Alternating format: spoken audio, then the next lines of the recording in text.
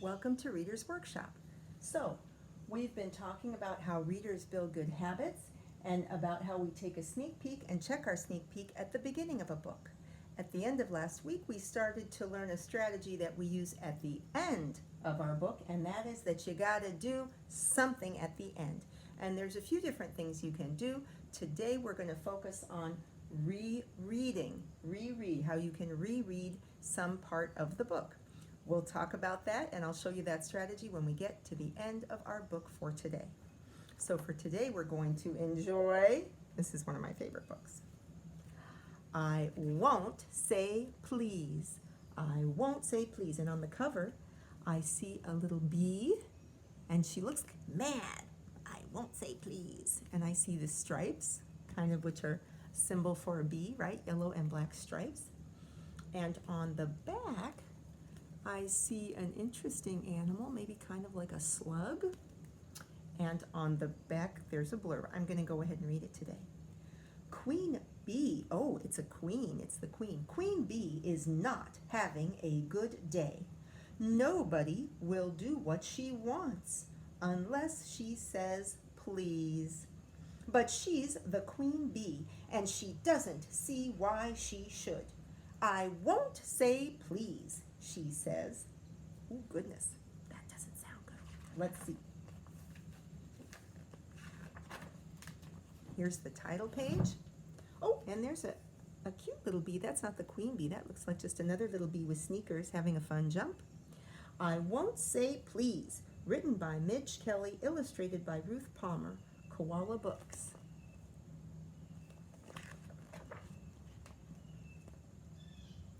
So before I even start, so when I took the sneak peek, I thought it's about a bee, and we read the blurb, so we pretty much know what it's going to be about. But right here, I see her maybe waking up in the morning, getting out of bed, and here maybe are some of her servants or helpers in her castle where she lives. Queen Bee leapt out of bed. "Fetch my clothes and my crown," she said. But her chambermaids just frowned and stood around. They folded their arms, they shook their heads. "Look here, Queen Bee," they said. "You don't have to beg or get down on your knees, but you could at least say," what do you think they're going to say? "Please." "Why should I?" Queen Bee scoffed and stomped off. Oh my goodness. So there she is getting out of bed. And there she is talking to her chambermaids. Those are the women who help her in her room. Oh, wow, look at that close up. Oh, it looks like she's getting ready to do her toothpaste. Oh, no cap. I'm making a connection to the story I told you about my toothpaste cap falling and my cat playing with it. Okay, here we go. "I'm not using this," Queen Bee hissed. "Fetch me something nice. Fetch me the toothpaste that tastes of strawberry ice." I guess she means like strawberry ice cream.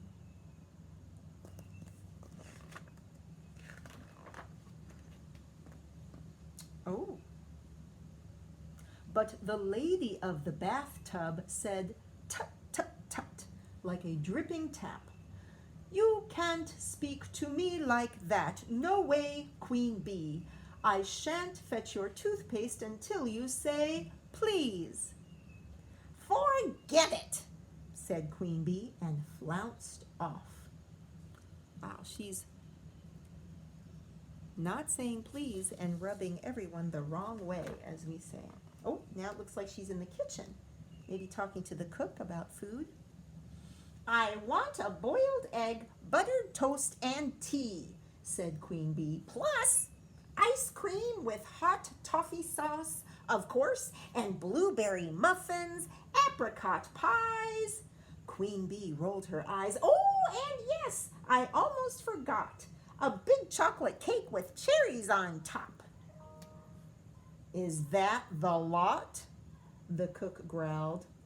"I think not." There's all the things she asks for. "You see, Queen Bee, I shan't make your breakfast until you say please." "Oh, go and hide your head," Queen Bee said. She was so annoyed, her face turned red. She was so annoyed, she almost went back to bed. But she stormed off to the dining room instead. Wow, and they're all just looking at her like, goodness gracious.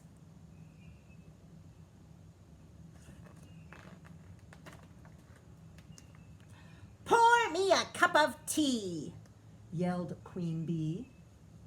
"Are you talking to me?" the butler said. A butler is someone who serves you.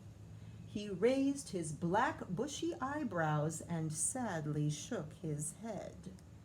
"I'm sorry, Queen Bee, but I shan't pour your tea until you say please." "Stop picking on me," Queen Bee roared.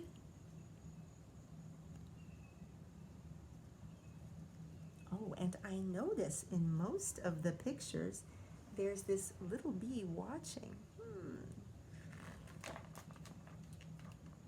She was so upset and sore that she stormed out the front door. She stamped on the daisies, oh my, and kicked up the dirt.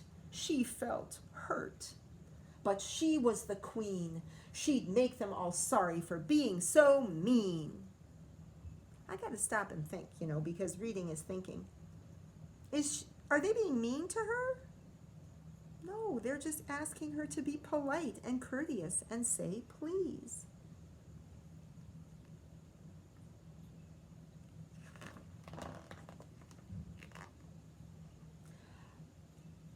Oh, look, now she's talking to that slug that we saw on the back. It looks like maybe her office or something.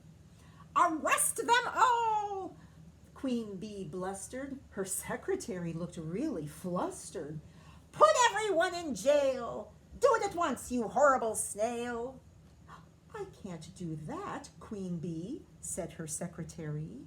"And besides, we've all agreed that we're not going to help you unless you say please." "You're all being mean!" screamed the queen. She stamped her feet. She stuck out her tongue. "I feel stung!" She wailed and moaned. Wow, what a close-up of her angry face. Yikes. Then off she blundered down the steep, dark steps that led underground. And there she found a deep, dark dungeon. She locked herself in and threw away the key. Queen Bee felt fizzing mad. She felt sad, and the sadness she felt was so big and so bad it came bursting out of her eyes. "Why is everyone so horrible?" she cried. "Nobody loves me. I've lost all my friends. I've come to a lonely, miserable end. And the worst of it is," Queen Bee wailed, "I've gone and locked myself in jail." Goodness, she's even crying. And there she is all by herself in the dungeon. Oops. "No, you haven't," someone said. Queen Bee raised her head. "I need a hug and a squeeze," she said. "Please?" She finally said please. And I think that might be the little bee with the key.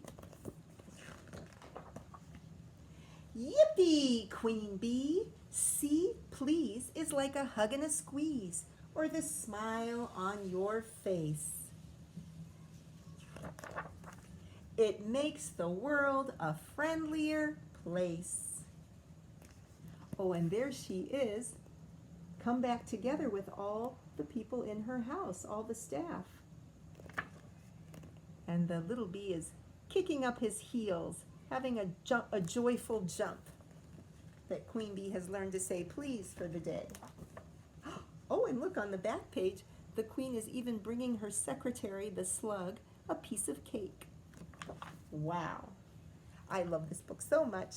I always enjoy reading this to students at the beginning of the year. Now, I have to do something at the end, and I'm rereading today, so I'm going to go back and read this part right here, which I think is kind of funny. I like this part the best, actually, because I like the butler. I think he's funny. This part. "Pour me a cup of tea," yelled Queen Bee. "Are you talking to me?" the butler said. He raised his black bushy eyebrows and sadly shook his head. "I'm sorry, Queen Bee, but I shan't pour your tea until you say please." "Stop picking on me," Queen Bee roared. I always like that part. And actually, when you reread, you could reread a favorite part like I did, or you could reread the whole book.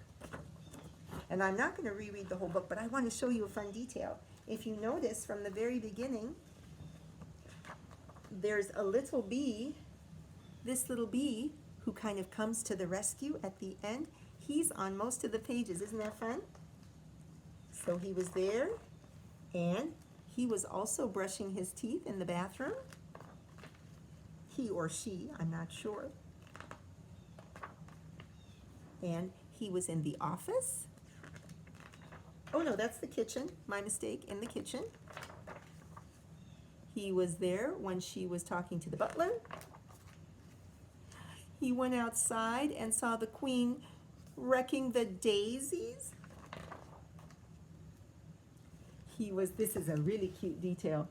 He was peeking in the big glass doors when she was grumping at her secretary. And of course, and he was peeking and seeing her go down the stairs right here. See? So he or she knew the queen was going down in the dungeon, and then the lovely little bee comes to the rescue.